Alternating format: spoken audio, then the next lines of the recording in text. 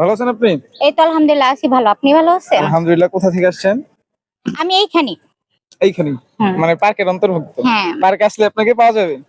হ্যাঁ পাওয়া যাবে বাট শুক্রবার বাদে। আচ্ছা, আপনার জন্য একটা ঝটপট প্রশ্ন। 10 টাকা দিয়ে এমন একটা জিনিস কিনবেন যা দিয়ে পুরো ঘর সাজানো যাবে। কি হতে পারে এটা? সেটা জামাই কিনে আনবো 10 টাকা দিয়া। তাহলে জামাই সাজায় দিব ঘরটা। 10 টাকা দিয়ে জামাই কিনবেন? হুম। এটা কিভাবে? ওই যে 10 টাকা দিয়ে কিনতে বলছেন তাহলে 10 টাকা দিয়ে কিনবো। 10 টাকা দিয়ে কি জামাই কিনা যায়? আপনিই তো বললেন কিনতে। আমি তো বলছি কিনতে, কিন্তু 10 টাকা থেকে জামাই কিনা যায়? জামাই কিনতে হবে তাহলে ঘরটা সাজায় দিবে না।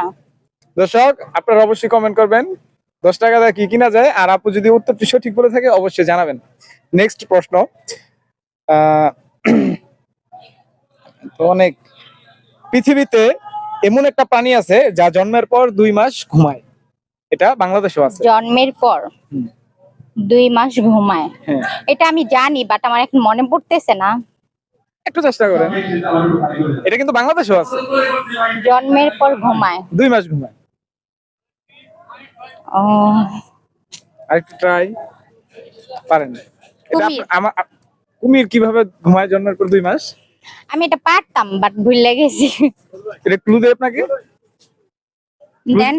এটা মানুষের ক্ষেত্রে। মানুষের ক্ষেত্রে তাহলে হইতে পারে হয়তো বা আপনার ক্ষেত্রেই আছে। আমার ক্ষেত্রে কিভাবে? আমি জন্মের পর 2 মাস ঘুমাইছি? বলছেন। আমি জন্মের পর কি 2 মাস ঘুমাইছি? ওই যে ঘুমায় থাকেন অনেক শিশু। হ্যাঁ হ্যাঁ, কাছাকাছি ছিল। উত্তরটা কি হতে পারে? বাচ্চা। শিওর? হ্যাঁ, উত্তরটি রাইট। এটা কিন্তু ক্যামেরায় নিয়েন না। ও আচ্ছা আচ্ছা। আচ্ছা। আচ্ছা, ঠিক আছে ঠিক আছে। আপনার জন্য আরো একটা সহজ প্রশ্ন করব। গরু চিনেন? হ্যাঁ চিনি তো। ছাগল চিনেন? চিনি। আচ্ছা, আপনাকে এখন বলতে হবে বাংলায় গ ছাড়া গরু লিখবেন কিভাবে। কাউ।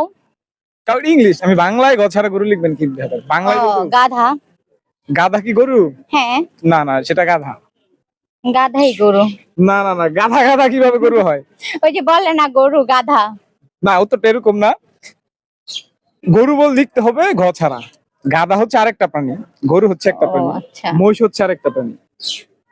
মানে গ ছাড়া গরু গরু লিখবো। লিখতে হবে। কিভাবে লিখবেন গ ছাড়া গরু?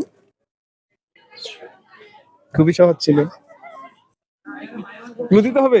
গ ছাড়া লিখবো আর কি। হ্যাঁ হ্যাঁ, গ লেখা যাবে না, গরু লিখবেন। আমাকে বুঝাইতে হবে ওটা একটা গরু, অন্য একটা নাম দিয়ে বুঝাই। ও কিছুদিন আগে কুরবানি দিয়েছে, বাজার অনেক উঠছিল।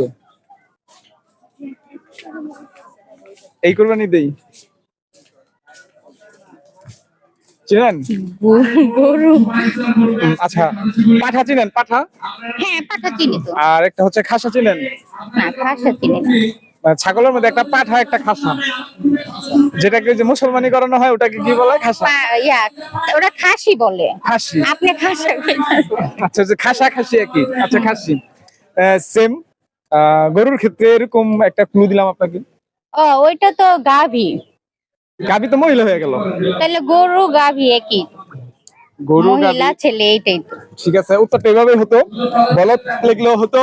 গাভী বলছে। ও আচ্ছা হ্যাঁ বলদ বলদই বলতে চাইছিলাম আমি। একটু দূরে দাঁড়াতে হবে। বলদ বলতে চাচ্ছিলেন? হ্যাঁ হ্যাঁ পরে আমি ওই যে বললা ফেলাইছি। আচ্ছা, যাই হোক।